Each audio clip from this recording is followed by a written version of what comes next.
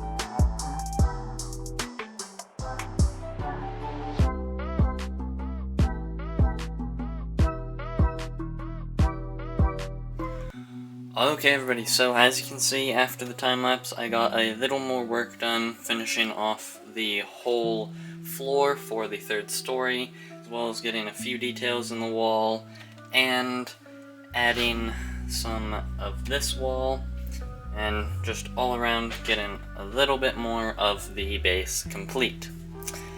Taking a closer look at all the details, I will start off with going through the entire base and then looking at the lights I put in for the previous story. I'm going to start over here on the left side. The thing that was most challenging about this lift section is that I had to change the design from the previous floor, mainly because I had to string the wire for the light that is underneath through the left side instead of previously I did it on the right side.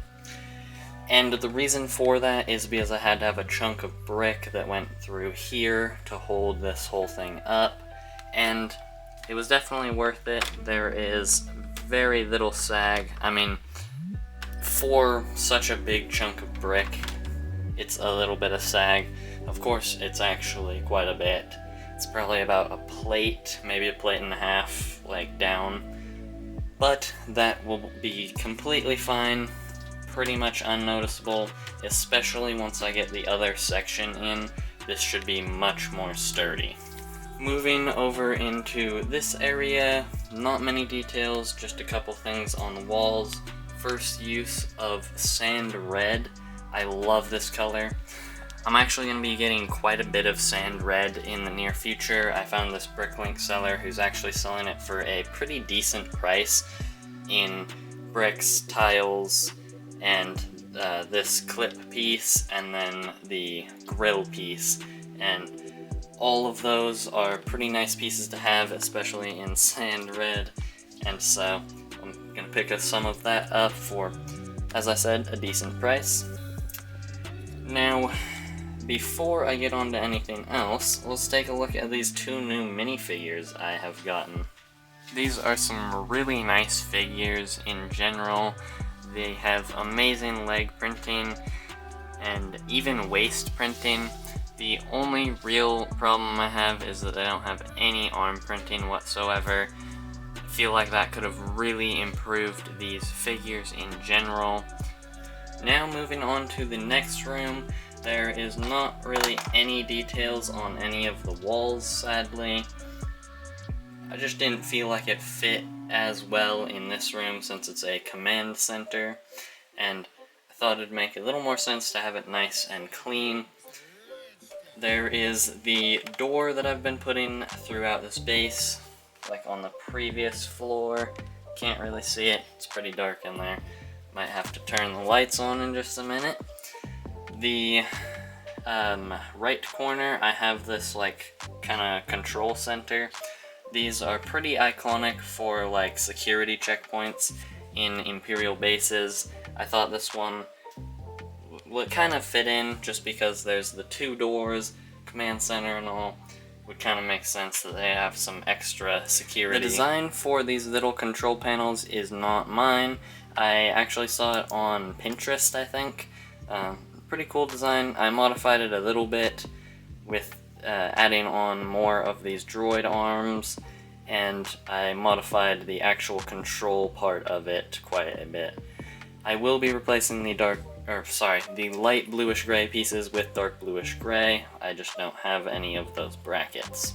Now for the main attraction of this command center, being the holo table here.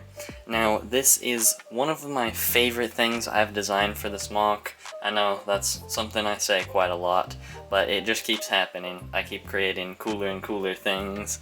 But this holo table is pretty awesome and took me 8 to 10 hours to design, so let's take a closer look at how I built it, and maybe you can build one for yourself. Taking a closer look at the holo table, the hologram is completely made of loose pieces, just a ton of studs and cylinders in translucent blue and red, and I stacked quite a few of them on these puddle pieces in trans blue.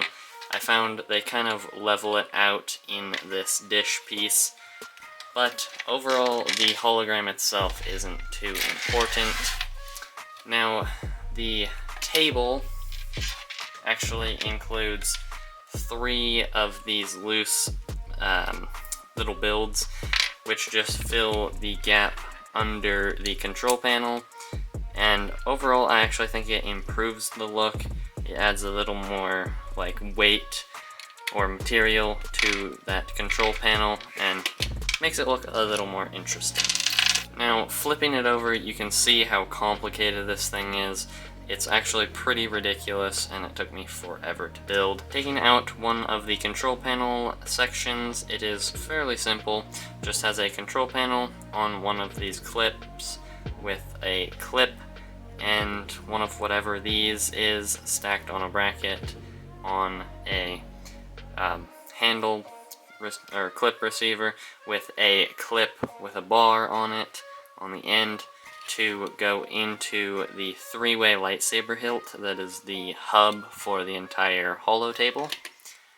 And then connected to whatever this piece is called is 2 of these angled grill pieces with a 1x1 in the middle.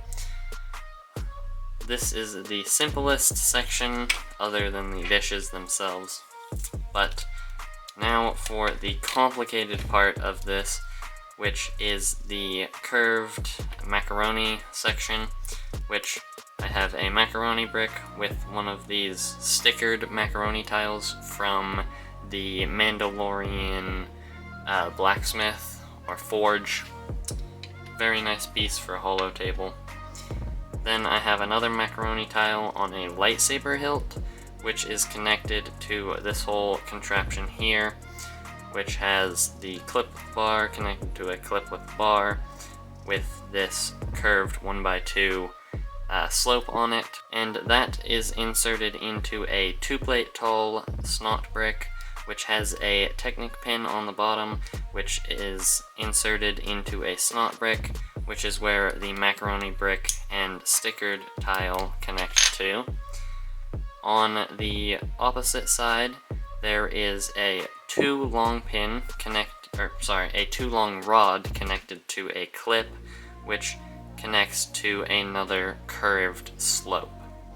This is all connected to the main section by the 1x1 clip on the end, and connects to, of course, the three-way lightsaber hilt hub for the whole thing.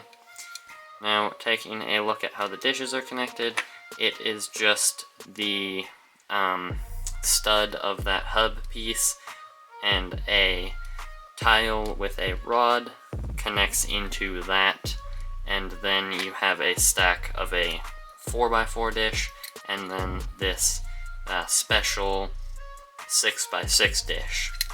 And putting that all together makes a really nice holo table that I am quite proud of, and for how much time it took me, I'm glad it turned out this nice. Let me know down in the comments what you guys think of this holo table.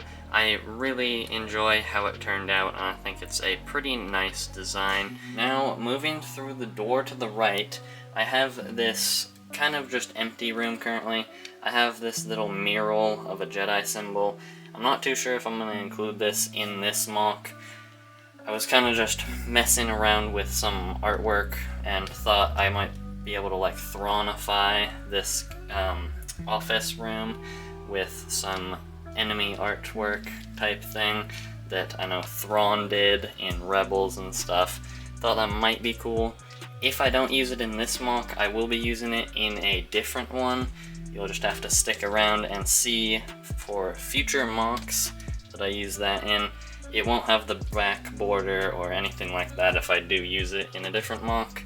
I just wanted it to fit in with this one. Now, talking about this room here, it's very empty and incomplete currently, and that is because I'm still kind of designing and figuring out how I want to incorporate this room into an office.